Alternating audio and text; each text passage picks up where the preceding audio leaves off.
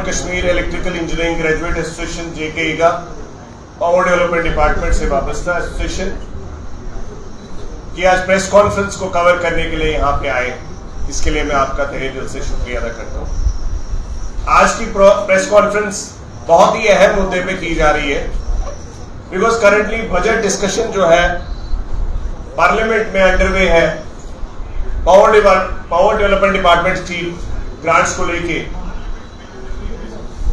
और मैं आज ये कहना चाहता हूं सरकार से कि पावर डेवलपमेंट डिपार्टमेंट को अनबंडल करके कॉर्पोरेशंस में कन्वर्ट करके वाटर टाइप चैम्बर्स में कन्वर्ट करके आज एम्प्लॉय जो है बहुत ही ज्यादा परेशान है, सैलरीज को लेके, चिल्ड्रन अलाउंस को लेके, दीगर जो भी लीव एनकैशमेंट को लेके, जो भी रिटायर हो रहा है पावर डेवलपमेंट डिपार्टमेंट से on deputation in the various corporations is suffering, his family is suffering.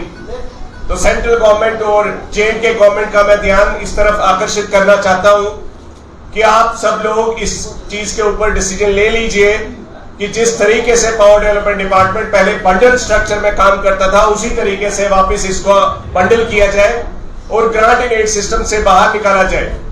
Grant and add system की वजह से इतना बड़ा बजट, 20,000 से ज्यादा मुलाजिम जो पावर डेवलपमेंट डिपार्टमेंट में सर्विंग एम्प्लॉइज है और 10,000 से ज्यादा डेली वेजेस की एक्सपेंसेस को मीट अप करने के लिए जो ग्रांट एंड एड का मैकेनिज्म है टोटली फेल हो चुका है। इस मुद्दे पे मैं पहली तो गवर्नमेंट को ये बताना चाहता हूं।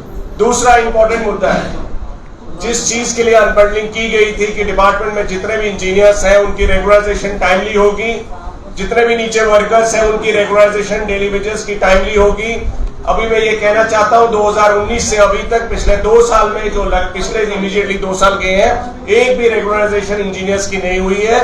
सभी जो इंजीनियर्स हैं करंटली डिपार्टमेंट में serving at the level of ED, MD और even chief engineers, all are substantively assistant engineers. ये पूरे देश में कहीं ऐसा एग्जाम्पल नहीं है और पिछले लगातार ही हमारा तीसरा टेन्योर है और हमें ये शर्म के साथ कहना पड़ रहा है कि गवर्नमेंट लगातार जो है इस चीज को इग्नोर कर रही है और भी रेगुलराइजेशन के मामले में हमारी कोई भी प्रोग्रेस पिछले 2 साल में नहीं है। मैं गवर्नमेंट से अपील करना चाहता हूं इसके ऊपर संजीदा होकर कदम उठाएं।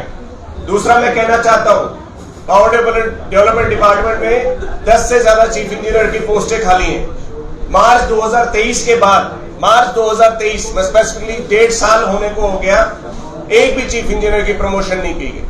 आज की डेट में 10 से ज्यादा वैकेंसी चीफ इंजीनियर्स लेवल पे खाली है और टोटल सैंक्शन स्ट्रेंथ जहां पे 14 है। और आज की डेट में 5 लोग जो है 15 लोगों का काम कर रहे हैं at the level of chief engineers additional charge के बेसिस। ऐसी सुपरिटेंडेंट इंजीनियर्स की पोस्टें 13 से ज्यादा खाली। एग्जीक्यूटिव इंजीनियर्स जो डिवीजन हेड्स हैं, more than 64 are vacant currently. 127 में से nearly 64 positions are vacant at the level of executive engineer जिन्होंने डिवीजन चलाने। More than 100 vacancies at the assistant executive engineer level are vacant. 300 के करीब vacancy जो है डिपार्टमेंट ने कॉर्पोरेशंस के थ्रू SSRB को भेजी है जूनियर इंजीनियर्स की। More than 20,000 youth are awaiting for these vacancies to compete for those positions. SSRB ने 1 साल लगा दिया, कभी वापस भेजते हैं कभी लेते हैं। भैया डिसीजन लीजिए, SSRB को रिक्रूटमेंट करने के लिए डिसीजन लेना चाहिए। यूथ को कितनी बारी आप कहेंगे कि हम वैकेंसी एडवर्टाइज करने वाले हैं। अब आपके पास एडवर्टाइजमेंट के लिए कोई बहाना नहीं चलेगा, आप यूथ को अपॉर्चुनिटी दीजिए। और डिपार्टमेंट में भी जो इतना बड़ा इंफ्रास्ट्रक्चर रेस किया जा रहा है, कंज्यूमर ग्रीवेंसेस इतनी पाइलअप होती जा रही है। 5600 करोड़ का बजट जो है RDSS के थ्रू पावर सेक्टर में इंप्लीमेंट होने जा रहा है और जूनियर इंजीनियर्स हमारे पास है ही नहीं। ग्राउंड पे सुपरविजन 0 हो रहा है। ऐसी एनफोर्समेंट एजेंसीज हमारी काम नहीं कर नहीं पा रही है। एक इंसान जो है जूनियर इंजीनियर 28 से ज्यादा फीडर चला रहा है। ये सब चीजों के ऊपर डिफरेंट एजेंसीज आपस में बॉल टॉसिंग कर रहे हैं। मैं ये गवर्नमेंट को रिक्वेस्ट करना चाहता हूं कि SSRB को इमीडिएटली इंस्ट्रक्शंस दी जाए कि अगले 15 दिन में रिक्रूटमेंट की एडवर्टीजमेंट नोटिफिकेशन आनी चाहिए और इलेक्शनों के बीच में ऐसा दौर नहीं आना चाहिए कि हम फिर से 2-3 महीने कोई रिक्रूटमेंट नहीं। तो मैं गवर्नमेंट से अपील करना चाहता हूं इमीडिएटली रिक्रूटमेंट के मामले पे before the code of conduct if it happens comes into place, recruitment should be immediately started. We can not face the people any more without any man power.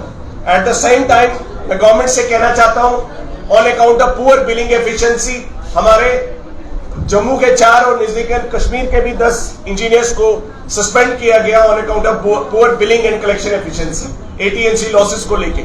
आज की date में engineers ओवरबर्डन्ड होने के साथ साथ इतना मेहनत करने के बावजूद सस्पेंशन फेस कर रहे हैं। उनकी रीइंस्टेटमेंट के लिए हमने बार बार गुहार लगाई, चीफ सेक्रेटरी साहब की डिस्कशंस भी हुई और आज की डेट में अभी भी 6 मंथ्स है पास्ट ऑन, उनकी रीइंस्टेटमेंट नहीं की गई। This is really undemocratic. Eight the same time मैं गवर्नमेंट से कहना चाहता हूं, एश्योर्ड कैरियर प्रोग्रेशन जो इंजीनियर्स के फेवर में 2018 में अप्रूव किया गया था कैबिनेट में, जिसका यूटी एडमिनिस्ट्रेशन ने कोई संज्ञान नहीं लिया। अब जो सब कमिटी बनी है फॉर दिस पर्पस, मैं शालीन काबरा साहब से और अपने एडमिनिस्ट्रेटिव सेक्रेटरी प्रिंसिपल सेक्रेटरी साहब राजेश प्रसाद साहब से और चीफ सेक्रेटरी साहब से यह अपील करना चाहता हूं, engineers are the nation builders. आप सब लोगों के सामने उनका काम है। जिस तरीके से आप veterinary doctors, police, KS officer सभी को आपने एश्योर्ड कैरियर प्रोग्रेशन के ब्रैकेट में लाया। गेस्टेड कैडर के पास स्टैग्नेशन इतनी ज्यादा है कि एक एई जो है 10 साल 12 साल भी एई की पोजीशन पे कंटिन्यू कर रहा है, एक एडब्ल्यू जो है नेक्स्ट लेवल पे प्रमोट नहीं हो रहा है। तो इस लेवल इसके लिए स्टैग्नेशन को रिमूव करने के लिए assured career progression engineers in general और power development department in particular के लिए इमीडिएटली अनाउंस करना चाहिए before the code of conduct sets in, अगर ऐसा होने जा रहा है।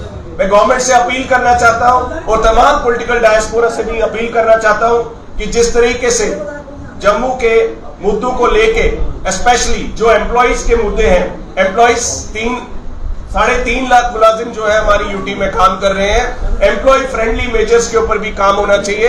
इस टाइम बजट की ग्रांट्स के ऊपर डिस्कशन है, तो मैं गवर्नमेंट से अपील करना चाहता हूं कि वो पार्लियामेंट में इस चीज को रखे और जम्मू कश्मीर के एम्प्लॉइज को यूटी में आने के बाद कोई ऐसा इंसेंटिवाइज किया जाए जिसकी वजह से वो जो है मोटिवेट भी हो, रिक्रूटमेंट को फ्लिप मिले और जो है ग्राउंड पे कंज्यूमर्स को भी राहत मिले।